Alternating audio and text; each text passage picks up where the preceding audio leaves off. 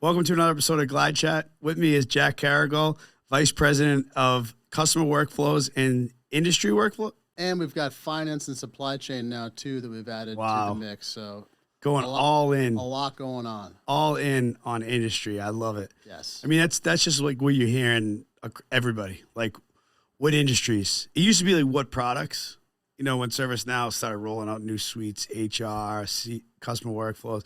Now it's like, what industries do you focus on? You know, and it makes sense, Mike, because whoever you're talking to, they operate in an industry. Yep. They've got industry drivers, they've got pressures that are unique to their industry. And so the more you can talk to them about industry problems and the more you understand those things, the more you can align to your buyers, your influencers. Exactly. And it's better for the customer. It's better for our partners, right? Because you can specialize too. Mm-hmm. And deployments will go faster and we'll all be stickier and we'll all get better returns on investment. Exactly. That's what you see ServiceNow, evolving, is like it's getting more specific problems. Like it's attacking more specific problems. Like it started very general tickets, right? And then it's just like honing in and getting directly on that bullseye. And I think if you think about an application-centric go-to-market, right, which is what we're really talking about. We're talking about large-scale business applications that are going to drive massive digital transformation, disruption for these companies. And that needs to be wrapped around an industry, right? If you can't sell a horizontal application and try to be industry relevant. You've got to start from the ground up and have a data model. Exactly. You've got to have workflows. Yep. You've got to have things tuned to that industry. Otherwise, you're really just putting lipstick on a pig. Right? Exactly. So, and I really like the approach that ServiceNow has taken from the ground up with the data model, with the workflow packages, with the right set of go-to-market. And credit to you guys for jumping on the board early and getting on the industry train with us when we were still defining it 3 or 4 years ago. And look at us now. It's amazing. I mean, we've been involved in some of the first implementations on some of the industry-specific solutions. And I love ServiceNow's approach of like, hey, let's build this together. A couple of these first products like OT, Telco, FSO, we've been working with the product teams, meeting with us weekly, bi-weekly. Hey, what is a customer having you build, So they can bake that into the product, for the future releases. It's true collaboration. Yeah, and that's incredible because we don't have all the answers, right? Yeah, and our customers don't have all the answers. Yeah, right. Or they're not capable of telling us communicating. And they don't have the time to do that. But partners like GlideFast that are completely invested in our platform and we're invested in each other's success. Like you guys play such a critical role in helping us launch these new products. Yep. Get that validation and feedback to make sure that we're on the right track, and then we can both deliver value for our customers. So we appreciate the role you're playing in the new product introduction process. Doing great work, providing value, that's what gets me up in the morning. Like, I couldn't fake it. Like, I couldn't just sell fidget spinners, But, there are some partners, and, I think it's a big world out there. Yeah, right? There course, are some partners that they want to continue to sell what we were selling 4 or 5 years ago. Yeah. That's okay. That might be their that works business too. model. There's still money there. But where the puck is going and the partners that I'm most excited about, and obviously you and I have had a great relationship the whole time you've been in this ecosystem, is those that can work with us on these industry solutions, these industry go-to-markets, and help us with the new product introduction process, right? And that's, you guys have been incredibly valuable on that front. And when we maybe didn't have everything fully baked out, when we're still early, you guys are right there with us. We'll let that slide. Yeah. So you've been at ServiceNow 7 years now. Yeah. I was looking at your LinkedIn earlier today. You've had 9 different positions over your career. That's impressive, and all centered around sales. Mm-hmm. So tell me, like, what goes into being, and now you're a sales leader, but if we talk about, I want to talk about leadership too, but we talk about sales, boots on the ground. What does it take to be a successful sales executive? I think it's changed, right? I mean, the whole technology landscape has changed, right? Buyers are much more informed. Like when I first started in this business, I was hired out of college to, I don't know if you guys know about fax-based marketing, but there was things like e-fax where you would basically blast out faxes to a known set of addresses. A little before my time, but that was my first job out of college. Was inside sales, inside marketing for a technology company. And Oracle? Was that It was Oracle? Semaphore. Okay. And then I went into Oracle. Yeah. And so, obviously, what it takes to be successful now, because that was sort of, a lot of mass content for not highly personalized, to Yeah. what it takes to be successful now, which is kind of comes back to what we were just talking about is relevancy, right? Yep. I think the best salespeople work really hard to be relevant, right? Yeah. And they have a genuine level of curiosity and, Yeah. and authenticity about the customer's business, what's driving their business, what are the threats to their business, who are the top peers that they benchmark themselves against, and people that really do their homework before they get into a meeting, because Yeah. the buyer's already done their homework, right? Because they've Exactly. got so many sources of information. Exactly. Yeah. Peers, social media, Gartner, IDC, G2. There's no shortage of data they have. Yep. And so we have to come highly prepared. Yep. And so great salespeople know that, and they have that level of authenticity, empathy in the meeting. They can align and establish trust, because this is still about people buying from people. Yep. And they can also narrate a larger story, right? And help the customer understand where they can get to 3, 4, 5 years, with a platform like a ServiceNow. And that's not easy to do, right? Some people are very good at selling a single product. Yeah. Or selling low in organizations. ServiceNow and our ethos is all about, this is a C-suite story. This is a much broader transformation story than Exactly. a single person in an organization. So people that can be successful selling to multiple business units, selling to corporate, selling globally, like that's what it takes to be successful now. That's amazing. Talk to me a little bit about the jolt effect. Yeah, I just started reading it, so I don't have a whole lot for you there yet. The biggest thing I was taking away was they were talking about the indecision that customers have and overcoming that indecision. It's funny because I always said it, not really in a sales perspective, but more in like workshopping with customers in the weeds of the project. I always said indecision is worse. Any decision is better than indecision. You just see like fear come over customers. Mm-hmm. To be fair, most of the time it is a critical decision on the project. Are we going to use this? Are we going to go down this path on the architecture? Are we going to go down this path? And, we just need a decision from the decision makers. And, sometimes you see the dance, and they don't want to be, the person that made this decision and was wrong. And I'd always try to educate them, like, listen, ServiceNow is not a platform where we're going to build your back against the wall. We can pivot. If this isn't the right move, we can pivot. But if we dance around this decision for the next 2 weeks, we're going to delay the project.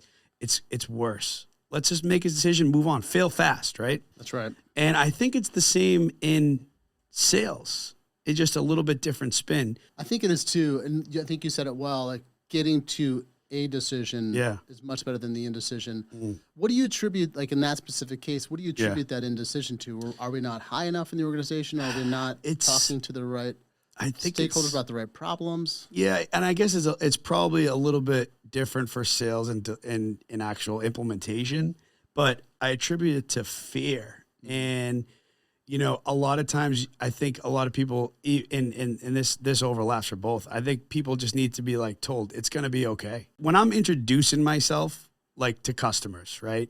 Especially in a workshop setting, especially, more when I was a consultant, I'd want to communicate a few things. I want to communicate I'm an expert, right? And this is right in my introduction. So my name is Mike Lombardo. I've been in the ServiceNow space 12 years.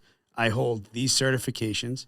Right. So I'm here. I'm not limping into this space. Right. I'm here for your success. I'm not here to replace jobs. I'm not here to point fingers, get anyone in trouble. I work for you. I'm on your side. So the trust, right? The last thing I try to communicate is, I'm going to push back on certain things. You guys are going to ask for something, and it's not because I don't want to do it. It's not because I'm lazy. I'm a lazy developer and I don't want to do it. When you say no to somebody, their brain goes to, oh, well, they just don't want to do it, right? I'm saying no because we want to implement this platform the right way. ServiceNow is so personalizable. Is that a word? Personalizable. I think that works. It's so now. configurable. It's so able to be, implemented so many different ways. Like any one requirement, I always say there's like 5 different ways to achieve it, but there's one best way. So a lot of times you'll think you want to do this. You're trying to tell us how to solution. You tell us the problem and we'll tell you the solution, how it's going to work in ServiceNow. And I think what you just laid out is a really great way to connect with somebody. Yeah. Right? Expertise, authenticity, Yeah. in it for the long term. Exactly. Got your best interest in mind. Yeah. Understand the power of this platform and how you can achieve great outcomes, but there are certain best practices. I mean, in that instance, it sounds like sometimes it's just about having more pipeline, right? And I always tell my reps that, like, indecision is part of enterprise selling, which I think is one of the key themes of the Jolt effect. Yeah. And multiple opportunities, right? Yeah, right? exactly. And that it's very important that we have enough diversity in our business to be able to support the indecision that you're running a great campaign there. You're doing all the right things. Yep. We just need to make sure that, hey, they're going to do something eventually and we're going to be here for them. Yeah. But it doesn't mean that we should be spending 5 days a week on them. Exactly. Right? We got to meet them where they are. Exactly. And we've got, by the way, dozens of other hospitals in the Northeast that probably do want to make a decision, and let's make sure we're dividing time equitably. Let's not chase something that's not there. And if we're in it for the long term, we can also respect and acknowledge that, hey, that organization may be going through a buyout. There may be things happening that we're not aware of that's leading to this indecision. Yeah. So we'll be here. Yeah, we will be here. Yeah, we're not going anywhere. And I always like to tell customers that when they're just not ready, it's okay. That's okay. Yeah, that's okay. Yeah, we will be here for the long term, and we've seen a number of deals come back around because we've stated that we're in it for the long term. Same thing with us. I love that. But I love when a customer came around and said, we should have chose you. We picked someone else. We'll give you a shot. And I just love proving somebody right. Like I love when somebody believes in me and then proving them right, and proving maybe the other way too, when someone didn't believe in me and then I think that's wrong. that comes back to what I think is so important in this modern economy is trust and authenticity in your brand, right? And I think Bill says it so well, right? Like trust is the new currency. Yeah, it's built in buckets. Like you got to put a drop in every single day, and any mishap or any lack of long-term thinking or lack of authenticity or short-term results, for the wrong reasons, could knock that bucket over. And I think you guys have done a great job building a business based on trust with your customers, with ServiceNow, with the other partners in the community. I think you guys have done a great job at that. Let's talk about leadership. So how many people report up to you? I got about 35 people right now. Wow. Congratulations. Thank you. How do you inspire people to be successful? I mean, like sometimes I think it's like, you would think that salespeople, the more they sell, the more successful they are, the more money they make. So you would think they're out there chasing money, commission, right? Like you think that commission is the incentive. But I've learned I don't think it's not about money. Like, so I'm curious, like, how do you inspire people? How do you make your sellers better? It all starts with the hiring process, right? Yeah. You've got to look for people that are going to be a great cultural fit. And that means, are they hungry, but are they humble, right? Are they going to wake up every day? Yeah. There's going to be, there's a lot of reasons to come to work, but you have to believe in a higher sense of mission and purpose to have long-term success. Yeah. People can be short-term focused on commissions and have a couple of good quarters, maybe a couple of good years, but long-term success is all about believing in a mission, believing in a higher purpose, right? And you got to believe in what you're doing, right? And you got to treat it that way. And so we try to filter through that in the hiring process to make sure that we're bringing on people that have long-term thinking, that are self-motivated, but yet we're going to provide them the right tools and the right focus to help them achieve their objectives. And some people are more motivated by recognition. For some people, recognition publicly, one-on-one, goes a long way. For some people, they don't want the recognition. They just want to make the money, and they want to have a great product. They want to have great partners and great customers. That's okay too. They're in it for the long term. So I think it's about looking at what motivates people at a macro level, right? There are things you can do, and there are ways you can embody, leadership. And I'm a servant leader, so I work for my team. My team doesn't work for me. I work for them. I love that. And I work for my partners. I work for my customers. Like it's not about it's about what can I do? How do I make this conversation, or how do I make this engagement? How do I leave this in a better place than when I saw it first? Right? Exactly. And so if you carry that mentality, I think people recognize servant leadership, they recognize humility, but they also recognize that they got to be humble and aggressive every single day and go out there and make it happen. And so that's kind of the ethos that I try to bring into the hiring process, into the culture as we carry it forward. And, for us, it's worked. We've had zero regrettable attrition in the last 7 years. Wow. Zero. Wow. We've had 50% of my hires come from inside ServiceNow, oftentimes from core roles, whether they be ICs, SCs, leadership. So we're doing a nice job balancing hiring from the outside and bringing in great people, but also helping other people that have performed incredibly well at ServiceNow in a certain role. Now they want to rotate into a different role and bring the best of the best into this business. And so it's really, as we open up recs internally or externally, like we get flooded with some great candidates. So we're fortunate to now have this machine running where, we have a really good brand internally and people want to come and work on this team. And I think it's a testament to how all the leaders on this team carry themselves, which is servant leaders. Yeah, 100. The culture at ServiceNow is just like, it's amazing. It's for a company that size, 20,000 employees, 21,000 employees, to just have like such positivity, right? Like there's no, obviously, large company, there's large company problems, I'm sure, but just for the most part, like everyone I talk to, it's just like, it's kind of similar to GlideFast, right? Obviously we're a lot, 500, 550 employees, a little different, but you just hear like people supporting each other in that servant leadership and that, and that's something I've always embraced. Like people don't work for me. I don't even like people calling my team employees, our team employees. I don't like saying my team. It's our team. Yeah. I'm just playing my role in this organization. I'm playing my position.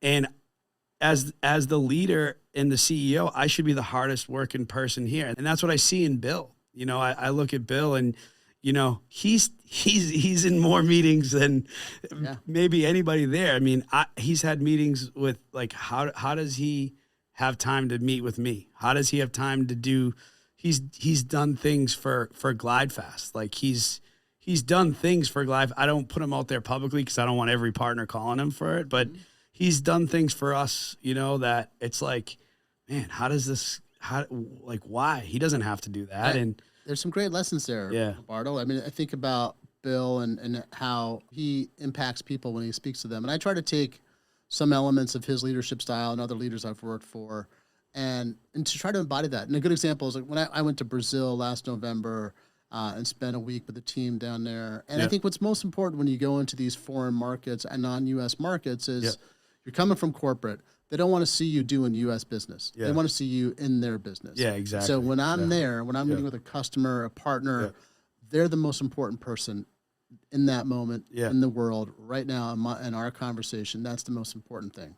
And I think you've got to, when you do that and when you embody that, it's different. It catches on. Yeah. More and more people want you to come into their markets. More and more people want to have FaceTime with you. Yeah. And so I'm looking forward to my next trip to Brazil because it's so meaningful to show U.S. presence in these markets, but yet to make sure that you're fully embedded in that market. You're not thinking about, HQ. You're there. Yeah. You're there in their business. Hands on. And that's kind of similar, not necessarily Brazil, but that's similar at GlideFast. Is like the other day, like we have a big project. Like the whole team had a deadline. They had to get on a call like at 10 p.m. for like a war room. And I saw the chat going on, and everybody's working 10 p.m. probably till 1 a.m. midnight or something.